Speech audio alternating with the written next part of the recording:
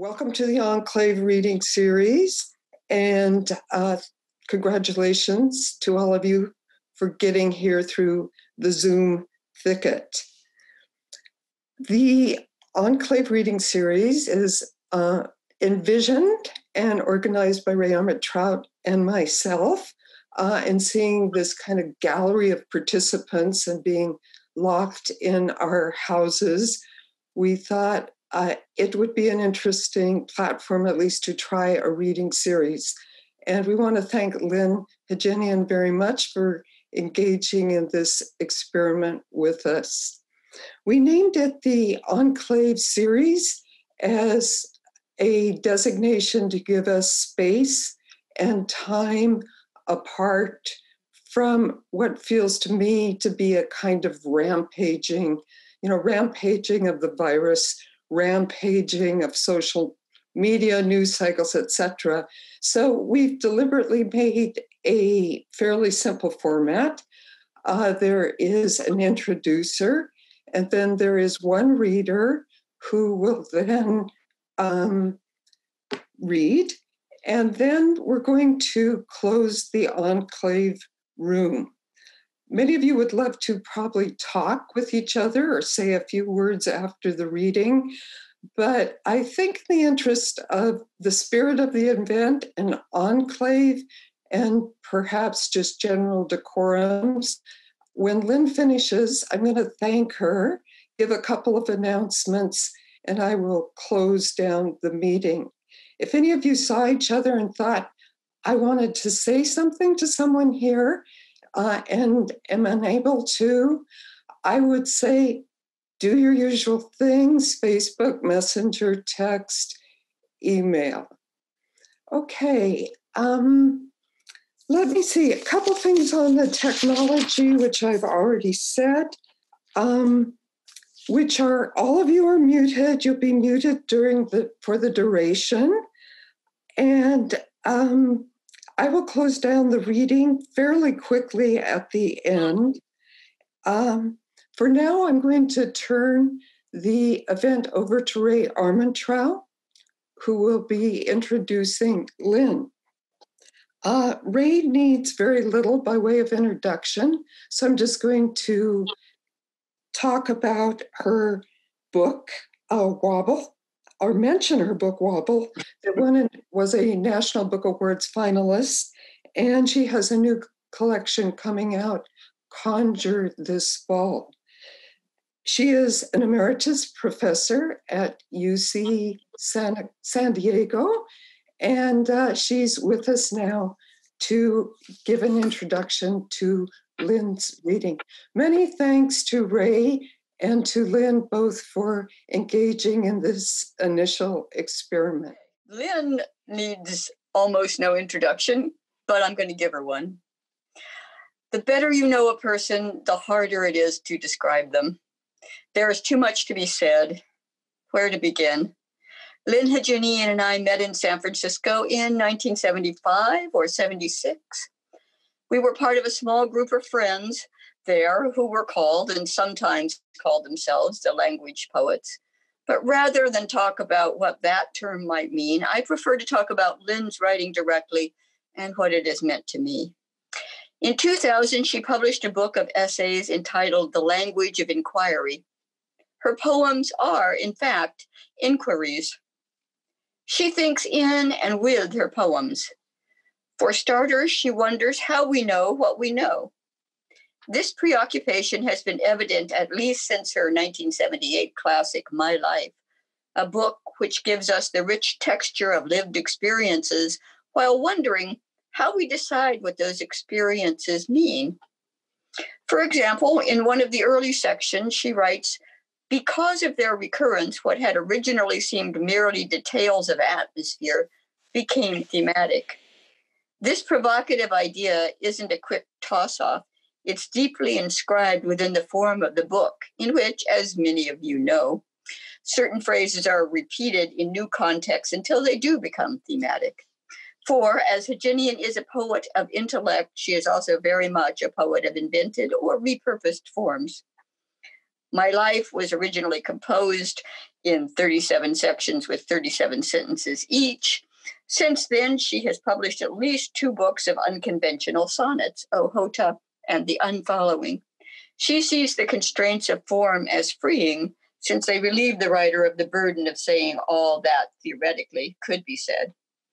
Hejinian has continued to be interested in the way we find meaning in circumstance, in chance occurrence, all throughout her writing career.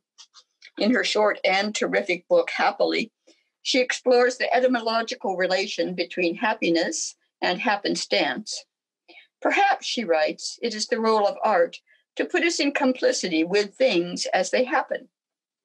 If so, art will take us on a wild ride. Events come seemingly out of nowhere, and we do with them what we can. Fittingly, Lyn has had a lifelong fascination with adventurers and explorers and the accounts they leave of their expeditions. Explorers might represent the wish to surrender oneself to the unforeseen, to circumstance as it unfolds. Lyn has made some expeditions of her own. She wrote Ohota during a stay in the Soviet Union, where she found her necessarily, or at least she started it then, where she found her necessarily incomplete understanding of the culture and language stimulating. In a strange land, one sees things and wonders how to connect them. As she put it in Ohota, one guy sits beside a famous river, another guy digs an irrigation canal. Such is allegory and metaphor. It is a great packer. Hejinian's poems are great packers, too. Among the things I find irresistible about Lyn's work are its intellectual curiosity and openness. She captures life's irrational exuberance, its tightrope walk across chaos and certain death. Some of her books, such as A Border Comedy or The Wide Road, a collaboration with Carla Harriman, might be described as picaresque, or to put it in a less literary way, Chaplin-esque. As Lyn writes in The Unfollowing, laughter is encrypted grief, but grief is encrypted laughter too. She celebrates life in all its pain and absurdity. Her last few books in particular have taken on the darkness of our times. In the preface to The Unfollowing, she writes, I wanted each line to be as difficult to accept on the basis of the previous and subsequent lines as death is for we who are alive. My intention in writing the sequence of poems I'm calling The Unfollowing was to compose a set of elegies. And her most recent book, Tribunal, is a response to a world stumbling toward fascism. Here she retools one of the repeated motifs from My Life, turning the gentle phrase, a pause, a rose, something on paper, into a call for resistance. Quote, now a pause, now a rose, now a small coffin, bitch. This is followed by attention, anarchy, and its assistant, poetry, to which I can only say amen. As a writer, editor, and teacher, Lyn Hejinian has been one of the most generous and generative forces in what we like to call the poetry community. She is a community activist and a great poet, so it's fitting that we should start this series with Lyn Hejinian, and now finally, here she is. Thank you, Ray. Can you all hear me okay? Yeah, good. Thanks, Ray. Thanks, Jeanne, for inventing this alternative to the poetry reading in real time, real space, social space. And it's great to see everybody. You're all like little rectangles on a vast screen.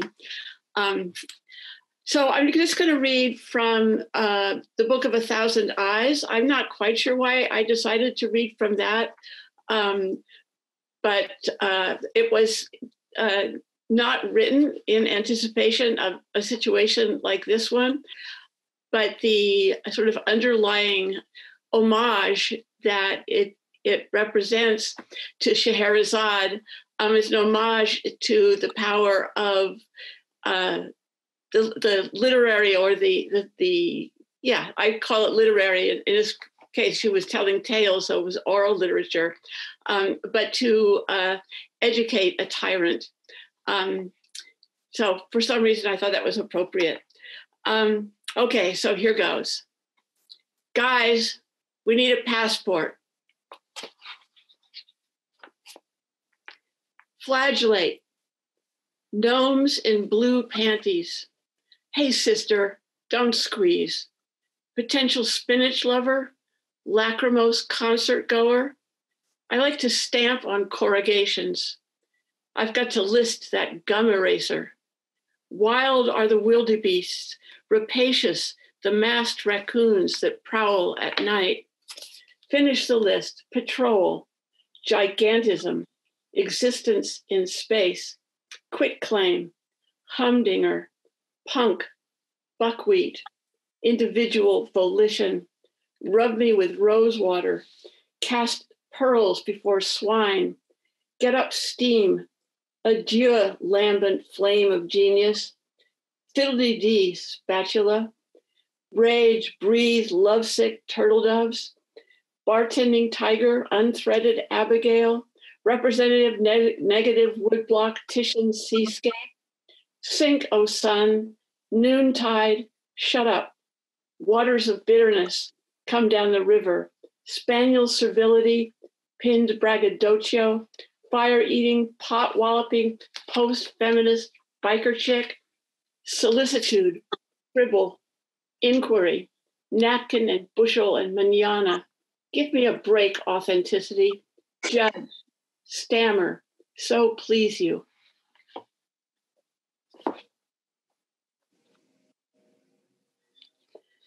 Accident and necessity renew their fatal pact across rocky islands.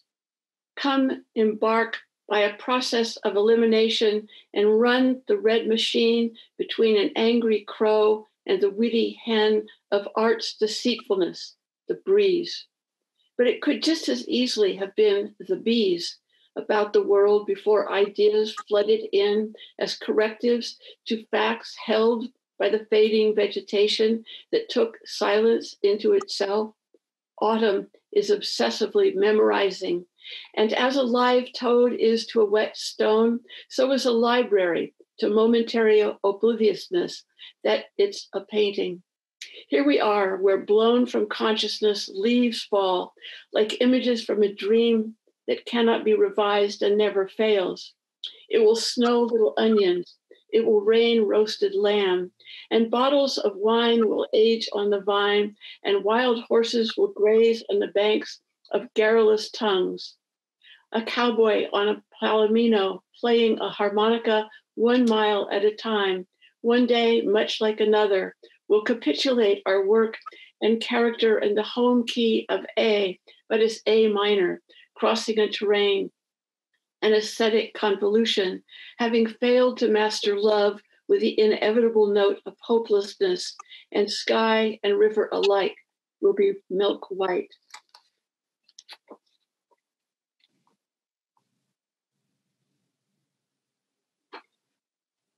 Some days arrive like ships to a beach with the products of sleep. Some are made conspicuous by insomnia that the imagination keeps amoral.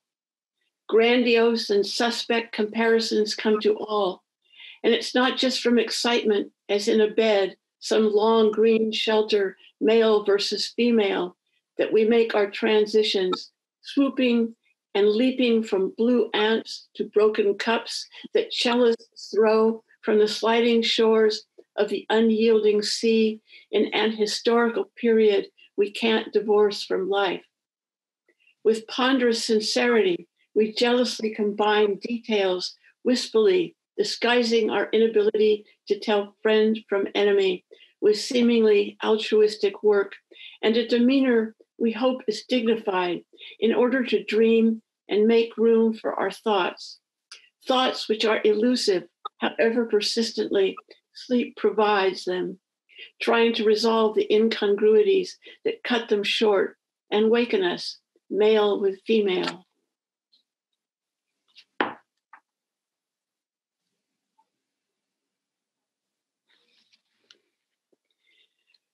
Reasoning is the blank sense over a hot spot. It's like a gear with pedals. Loose history dreams logical desire of privilege, of preface, of electrical currents, of punishment, of a machine that is designed to bring about a fall, of the rays of the sun or of stars, of volume, of reflected light.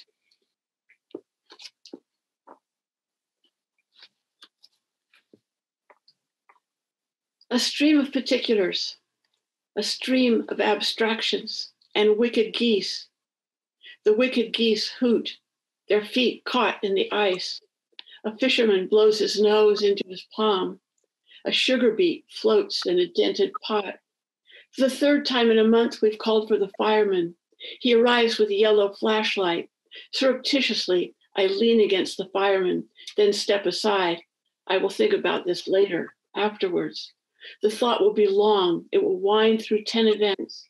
An event is something that has some social or ethical quality, forms a narrative of compelling interest, and exhibits awakening subtleties. A philharmonic group of girls spins around a pole. This is probably a show of nerves. A line of ants crawl along the crumbling edge of newly spread black macadam in the playground. That's the whole picture.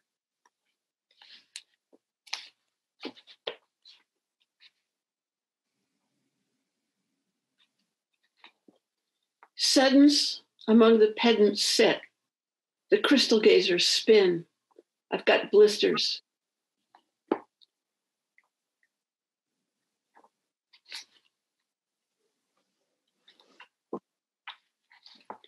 The imposing future will go past through some present moment, observed or unobserved, romantically, calmly, contemporaneously, arbitrarily, suddenly, never to be altered except in our knowledge of it.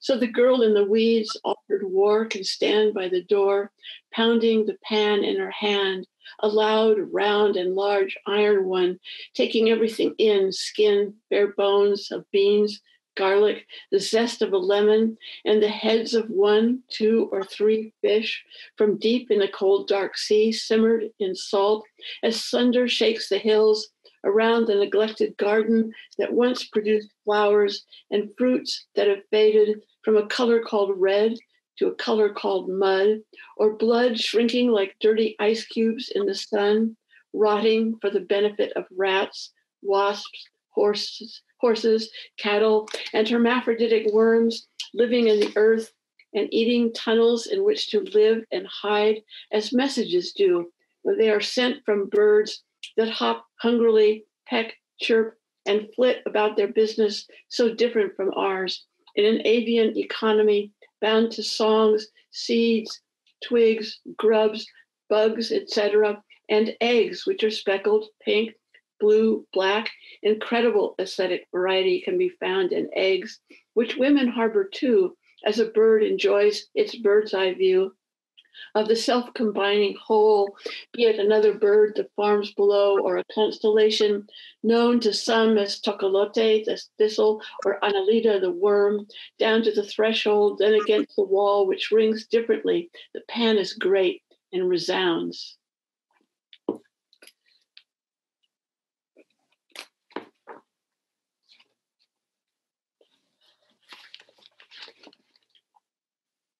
For the Timtarians opposed by the Planche, the claims of the dissident Planche intellectuals are unconvincing. Where was your magnanimity, asked a dark Timtarian named Gus, when our poor marched into your cornfields? Dissidence, when it has entered historical memory, can only be represented by fragility and mournfulness. The Planche plutocracy will in the end be brought down by fragility and mournfulness.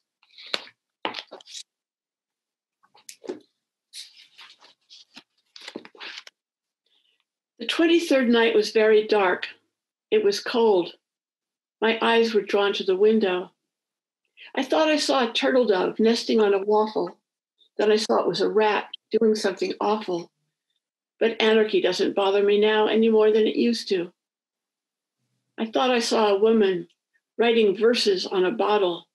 Then I saw it was a foot stepping on the throttle. But naturally, freedom can be understood in many different ways. I thought I saw a fireman hosing down some straw. Then I saw it was a horse grazing in a draw.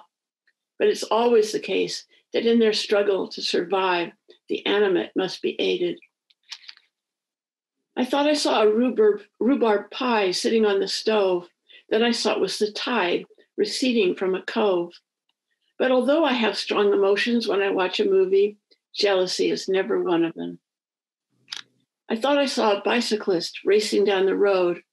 Then I saw it was a note, a message still in code. But sense is always either being raised to or lowered from the sky. I thought I saw a gourmet chef smear himself with cream. Then I saw it was myself just entering a dream. But we all know that the imagination, when left to itself, will brave anything.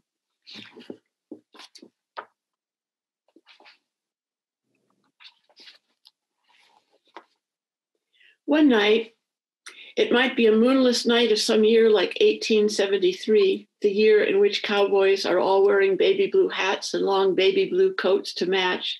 Some cowboys come galloping toward me over the horizon like bits of leaping, dust-racing, embodied afternoon sky. They have broken away. They are as free of the sky as they are of the false idea of them we've received from old black and white photos. Their freedom is greater than what occurs during free association. Their freedom surpasses everything that occurs during a flirtation. The cloud of baby blue riders sweeps past me. Their freedom is greater than my areas longings and yearnings and cloudy desires, which are less great than my rising sense of failure, of remorse, of spreading shame. The cowboys call over their shoulders, come to nothing, and the lullaby fades.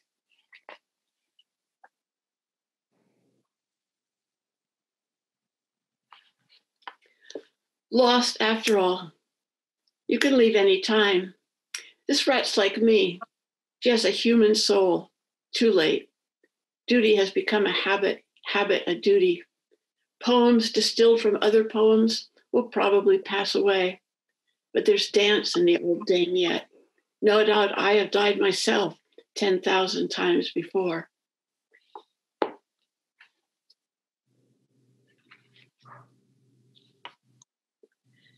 Those who speak about us today, how long will they talk? And then dream domes, the high rise, the sycamore, the child drinking milk of sublunary things just because they seem ridiculous at the hour of death, a whirlwind among breezes, as if to say, now go figure out how all this was done on thin tracing paper of someone whistling, another dropping a spoon, and this ice liberty.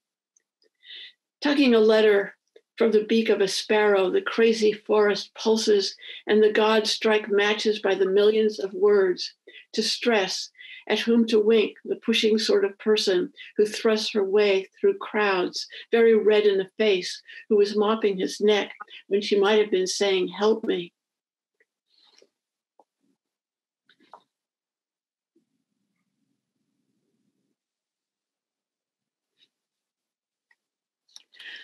I am a failed fire chief. I'm a failed thief. Didn't I fail at the wrong thing? Aren't I a failure at failure?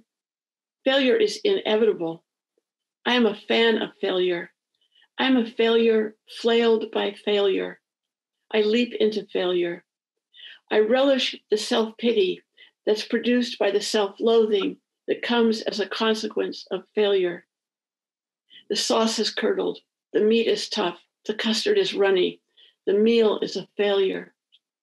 Failure is the offshoot of argument, but then failure occurs too from lack of it. Moral failure, financial failure, social failure, heart failure, liver failure, failure to thrive. Failure is familiar. I'm faking familiar. I'm reconciled to failure. Failure has a certain allure. I'm quick at failure. I'm clumsy at failure. It's said that girls are failed males. There's been many a worse failure. Failure clings like gum to the shoe. I set about forging failure. Fuck failure. I fit failure, or failure fits me. A guy fails and is pursued by that failure. One could succeed and thereby fail. Every painter fails. Every parent fails. I failed to dot an I. I failed by failing to tell a failure that he failed. Honesty fails. Dishonesty fails. The unprincipled fail without principle. The principled fail to excess. There are whole classes of failure, genres of failure. I'll risk failure. Courting favor, I'll court failure. I failed geology. I failed Greek. I failed to show up when expected on Wednesday. Memory fails. Flags fail. Luck fails. Curs snarl at the failed. Families bury the failed. Fail farther. Fail fatter. Fail in a particular field of endeavor. Failure is succinct and sucks sugar. Failure figures. I'm a failed detective, a failed botanist, a failed equestrian. I'm a failed mariner. I am an errant failure. So this is what happens to failures. Failure.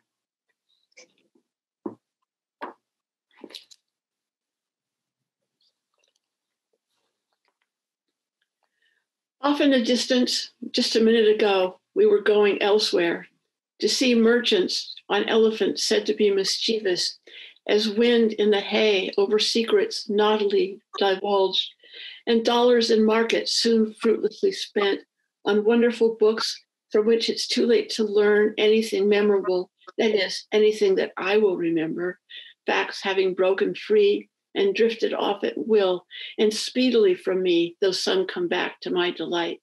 They all look new when they arrive. At least I think they do. Surely something at least is out there in the dark, and light, even if it's only bugs, astride bucking molecules of water vapor, rising from puddles, natural libations, leaping color from east to west with no promise of safe return, as when we watch the proud performers giving cues, a glance, a nod, a gesture. Without a break, the action changes, and the twirling naked plates wobble like the courage of first-time lovers and fall with a roar from the ashen lions in a large white room, leaping over a vase of white flowers, their petals now black as laurel crowning clowns, those fast-paced characters whose job it is to chatter over bones.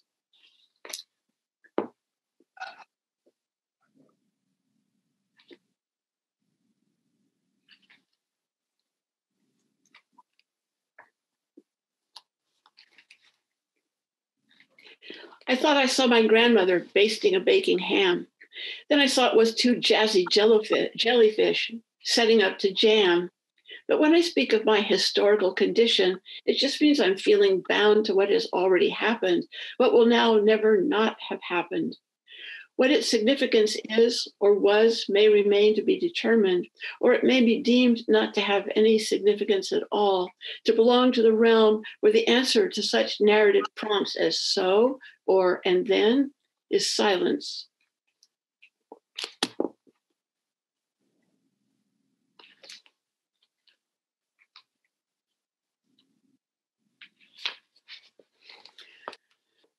Once there was a village surrounded by mountains, and no one in the village could stand up for longer than 1 hour without laughing and falling down.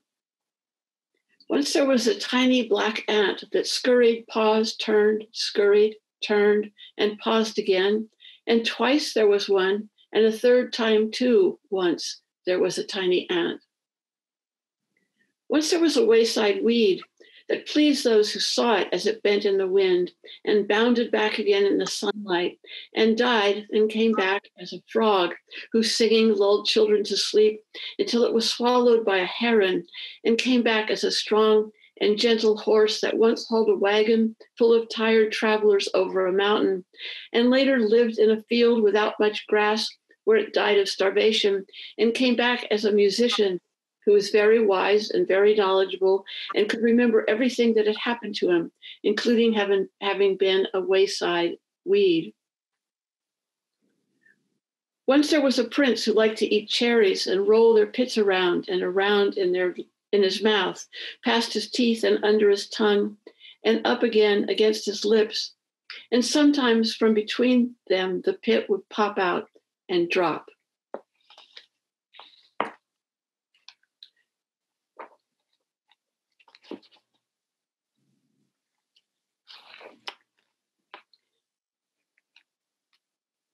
This comes after a feeling of vigorous apathy, the joy of being immobilized, bound, an object of striking surprise, an object of fact even, a creature observing illusions in the surf, and a group of persons eating peaches in its reflections, torpid bodies with active, upcast minds, their random thoughts vindicated by the inevitable meanings adhering even to nonsense. Then comes the sad loosening of the bonds, the attachments, having seemed so logical, slip.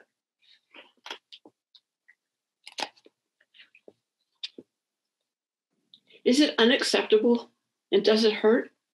Does it make you sleep? It is hardly dark, and already the body is haunted. Divided by the sun, it can hardly rise. The body is dead, but its skin is hypersensitive. It contains person already, with permission or not. Details emerge forever. Science, somnambulance, and narcolepsy, walking on all fours and wondering what one can't do, wanting to part fully relaxed with nothing. If pain, then time. If time, then vision, then story, then moral, but someone else maintains the moral. Moral. Isn't it true that no act can have a name which can be said to represent it, since a name, to be of any use at all, must remain constant, while every action is both practically and perceptually inconstant, changing from one moment to the next?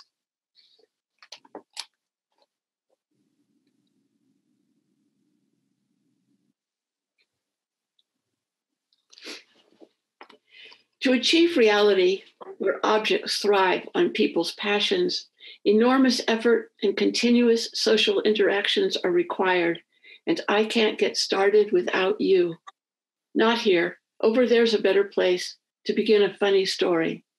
History, with its dead all shot through with regularities in the woods, and following what looks like a cow path, is part of a creature's sexual magic. Its recorded words now are just a small memento meant to trigger memories, which will give us energy when the right time comes. Every afternoon, high in a tree, the forest vagabond naps while time hangs like a swarm of midges trembling on. It might be female, but it has a phallus' tendency to jump up. How lonely it is to think that I can only think what I think, even while he is thinking. Our thinking, just our respective working bodies hum. And while the warlords of Mycenae were storming Troy, the foundations of their own societies were crumbling too.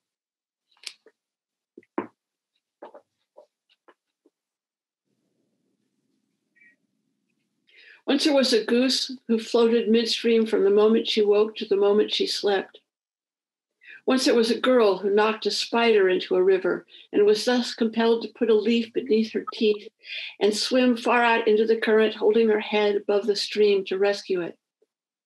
Once there was a family gathered in a small backyard, and once there was a turtle on a log, and when the family and the turtle are mentioned one after the other, the turtle flops off its log and the members of the family laugh. Each such episode suggests a moment in an imaginable universe, or rather each fills an imaginable and not, by our standards, unreal universe with its own uniqueness, and each uniqueness has staying power. Once there was a branch that fell into a stream, and the new patterns that swirled around it spelled a name that drifted downstream and disappeared around a bend, and no one ever spoke it nor knew whose it was. Once there was a detective on a bridge who longed to tell everyone everything he knew, and therefore he started running across the bridge as fast as he could.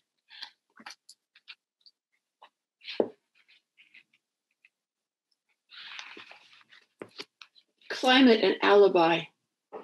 Application, what a laugh. Fixation, the first repair, then elegy, rattled elegy. There's no stopping the entire night. It goes into a scenario, so you are paled, prolonged, at irregular elevations. How are we fixed? Looping to contain, push, bite, sleep around, this night and melodious, but sometimes the impression on the bed sends the moving cups, the maintenance of which keeps us, off to see what fills them, comes to a standstill, breathless, motionless, diligent, as persons facing and sleep backing out, not over forgetfulness, forcing memory on someone else, but across nervous linoleum.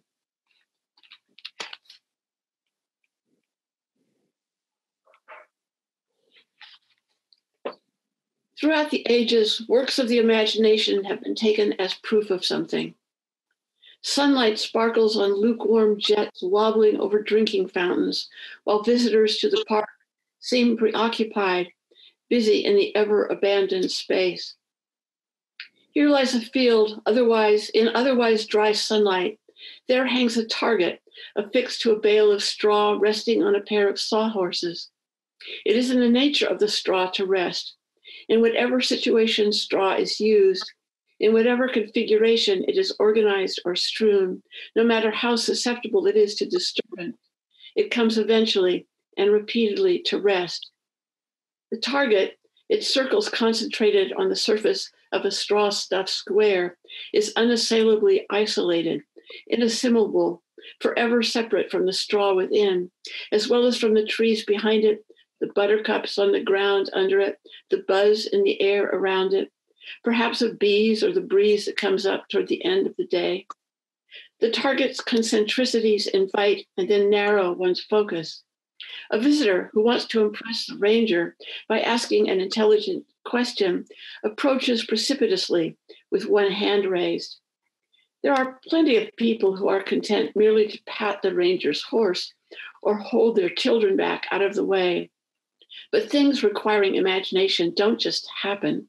Everywhere there is imagination, it is evident in a sort of willfulness. Suddenly, the imagination suggests that I compose a sentence using the words captivity, awe, city, and goose, and I imagine the minute scrapings of a condemned prisoner. Daylight tests the imagination.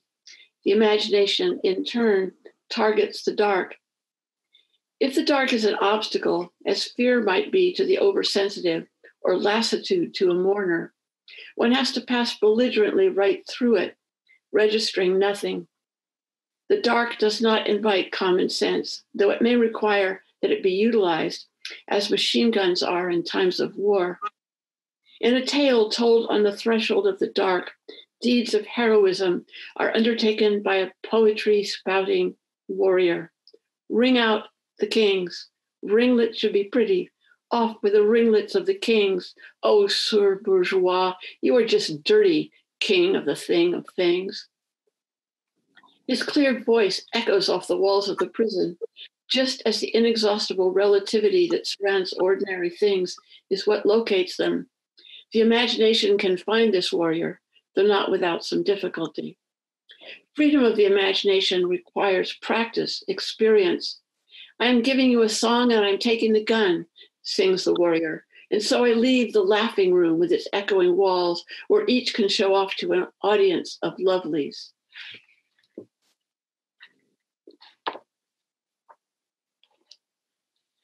There, so it is.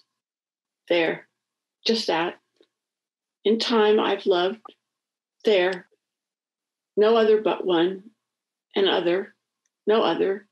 There, better by day, by night, that too, carrying the body, the flamboyance, brain, there, a falling equestrian dressed in silk and sailing since, this, there, when declared near, just that, in a moment, dear, there, no further but an extra, nothing new, rare, recovered once by dark, that halls, again, there, air, ropes, cups, there, a dwindling likeness sent and bared, seafaring since, this, at the merest hint taken, racing ahead to a figure aboard, an annoying foible, there, as if to distribute pink or red equally black, to the rescue, at a rock's pace, there, for a figure moving lips, the wrong way, weight tipping, impending, the whole meditation, waiting, there.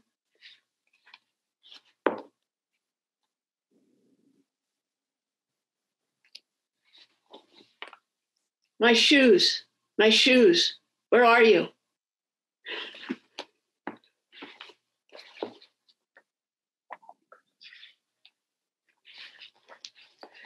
And finally, last poem. There in your hand is an emerald hoe. You have gone to the basement. You have come to the window. You have forgotten our names. Everyone but you is seasick, and you aren't because you don't lock your knees as you stand on the deck. You ride the waves. You flow. There in your hand is a mixing stick, and you live in the land of our mothers and incarnations, and you see things turning, flowers into fate, pebbles into water, ripe berries into people who begin immediately to hunt and copulate and prepare food and quarrel. There in your hand is a viola bow. You are more than 70 years old now, or maybe half of that, or perhaps 1,000. You are a stranger now, or someone who is yet to appear, but of whom we have a premonition, and the children know your name. There in your hand is a mirror reflecting a cloud. You are moving slowly and also quickly. You live in a barn with legs. You refuse to be bossed around, and you spill the ink.